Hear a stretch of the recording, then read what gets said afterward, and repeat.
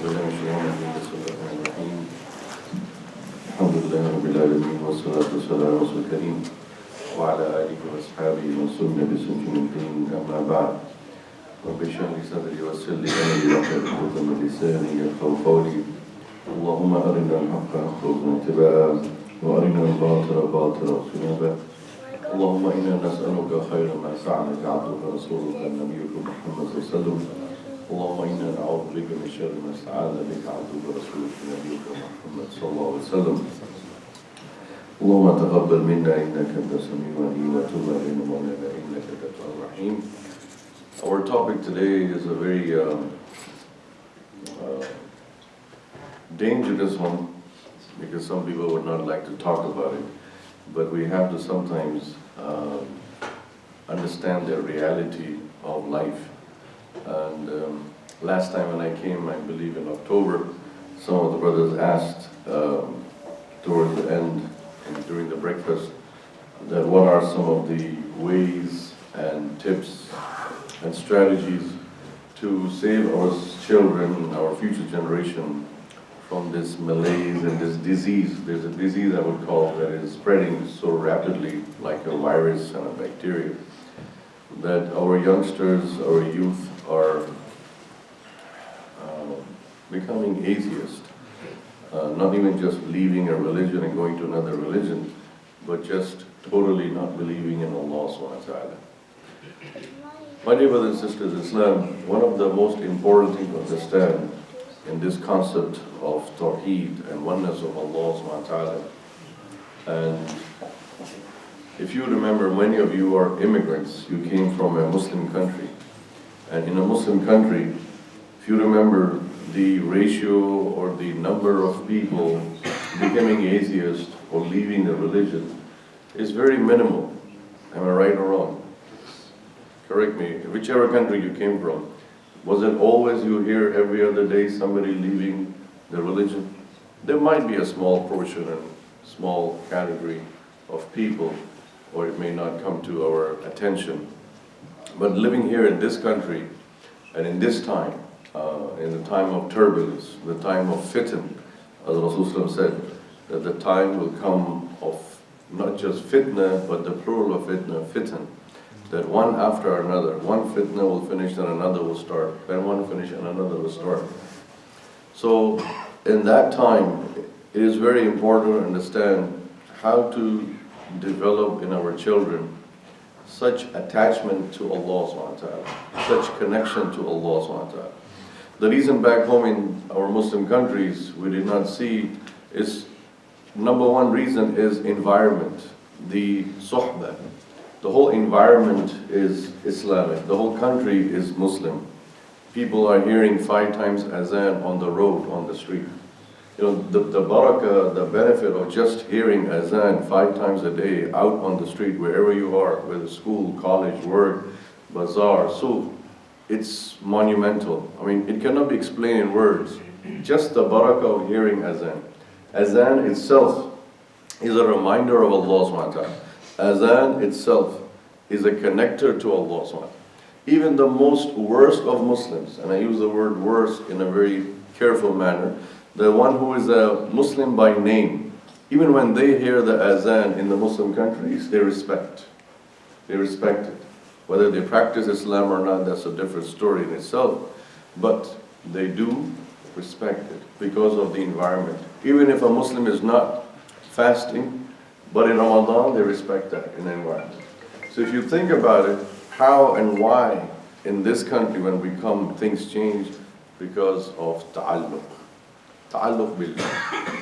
So one of the most important things when it comes to avoiding or protecting our children from the disease of atheism and malaise is first of all to protect them in this context of building their ta'alluq, building their connection with Allah subhanahu wa ta'ala. Now a person may ask, how do we build connection with Allah subhanahu wa ta'ala? Allah subhanahu wa ta'ala has told us a beautiful ayah in Surah Baqarah, verse number 165, and you can always memorize this and teach our children about this ayah. That Allah subhanahu wa ta'ala in this ayah tells us about how people build connection to Allah subhanahu wa ta'ala.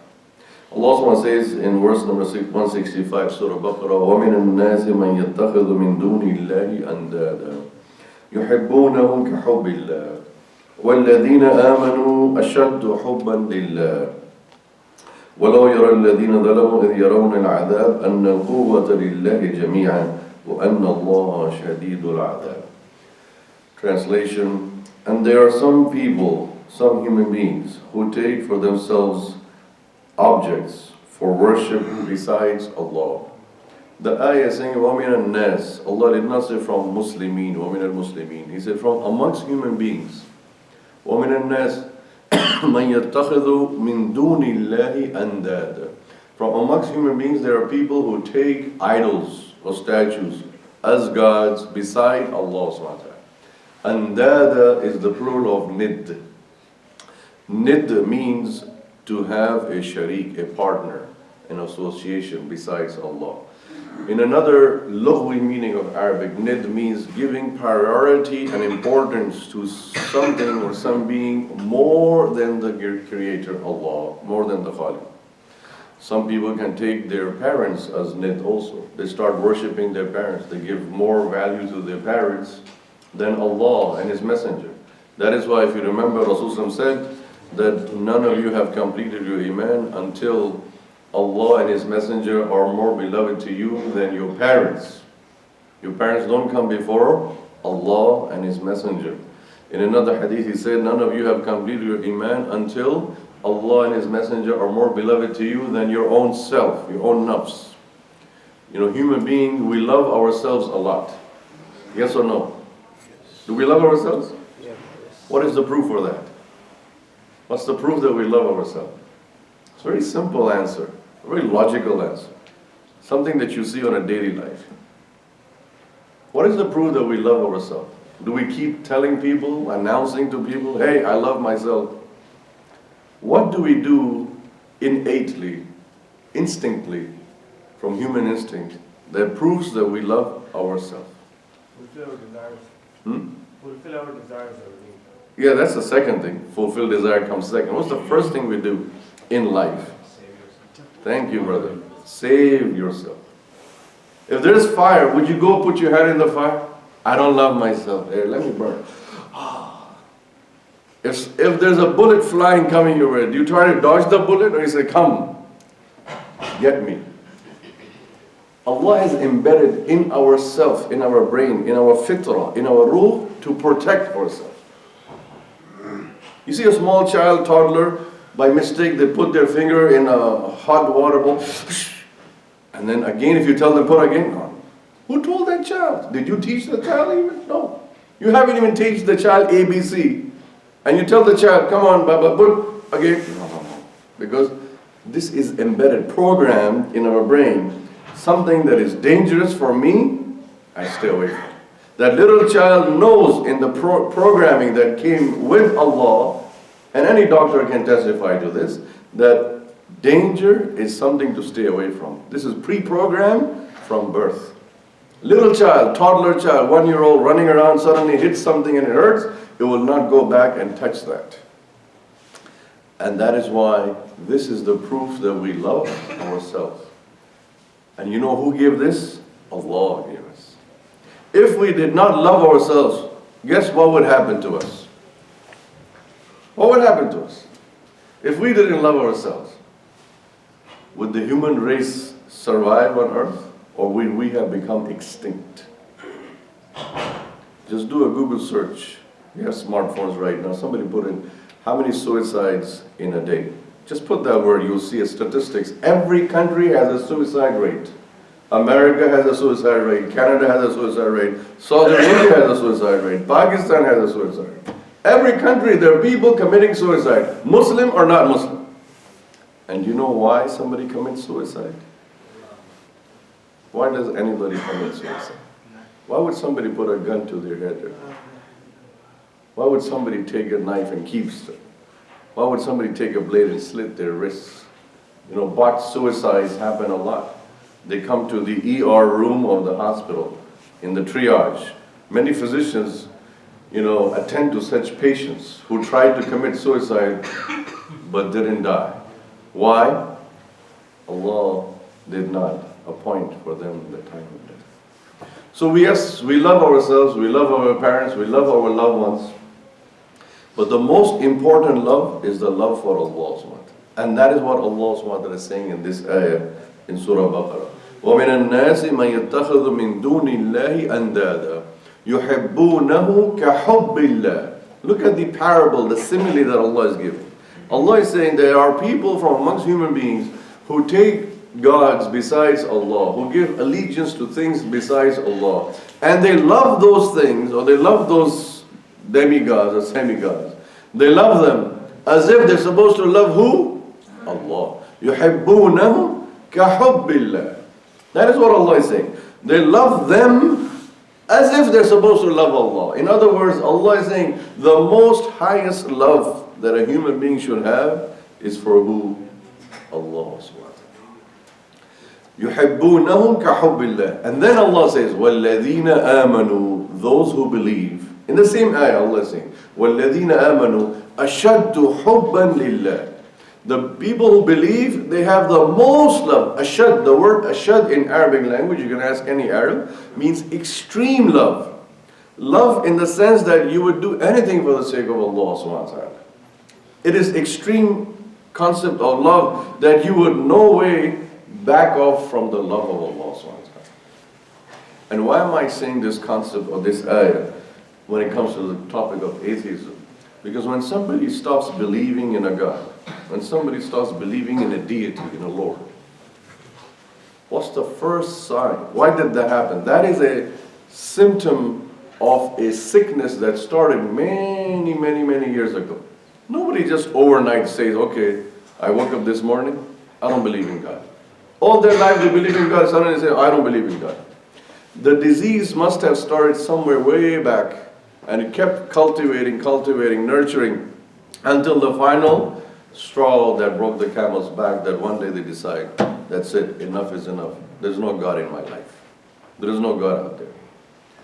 Because of the void and vacuum of love. So if we are parents, remember, it is not a failure of parenting that if a child becomes an atheist. Let us first of all establish that. No parent, no father, no mother should ever feel that, oh, my son has left the deen of religion, or my daughter has left the deen of religion, that means I was a very bad parent. We all try our best. We all try to do the most we can do. But remember the example of Nuh alayhi salam. He had 4 sons. One of them, what happened? Drowned. And he asked Allah, Nuh alayhi salam, oh Allah, save my son. Innahu min ahli, he is from my family. And Allah categorically denied right there and then, instantly. No mincing words. Ya Nuh, innahu laysa min ahlik. Oh no, he is not from your family. Because the one who does not believe is not from your family. Blood ties don't join us. It's the tawheed, the oneness of Allah that joins us. Imagine how would a father feel when Allah, the Creator, the Lord, is telling him, your son is not your son. Is that a failure of parenting? Can we say that Nuh alayhi salam was not a good father? Of course not. But Allah is showing us through the example of Nuh alayhi salam that the test and the trial and the tribulation, the fitna and the disease of atheism or not believing in a God has even afflicted the Anbiya alayhi salam. And those Anbiya who for 950 years were preaching La ilaha illallah, La ilaha illallah. For 950 years, what was Nuh alayhi salam doing on earth? Just telling people believe in Allah. Yet his own son drowned in the water. It's not because he was failed, it's because the sickness and disease, the test is so humongous and huge that Allah is giving us, the average Muslim, a ishara, a sign that be careful. If the Prophet's children were not safe from the disease, how can your children be safe? And does that mean that Nuh alayhi salam did not nurture and raise and mentor his child, that son? Of course he did, because the other 3 sons are proof of his parenting as a father. The other 3 children from which the progeny of humanity continues. As you know, it is mentioned in the hadith of Rasulullah that when the flood came, everyone perished. All human beings perished except those in the boat. So from the children of Nuh alayhi salam, those three sons are our generation. Ham, Shem, and Yafet. People who come from Asia are from one son. People who come from Europe, white skin, are from another son. People who come from Africa and dark skin are from another son. Three sons of Nuh alayhi salam. This is mentioned in the books of hadith and the riwayat. But coming back to our topic, how do we save our child from not leaving Allah? In this life, so many people leave so many people. Am I right or wrong? I know little children are sitting here, I don't want to scare them, but every day as an imam, not every day, but we say every month, we got a call as an imam that my son left the house. He doesn't love me anymore. Or my daughter has cut off ties. They don't love me, they don't see me. Children leave parents, vice versa. Some places parents leave children. Why?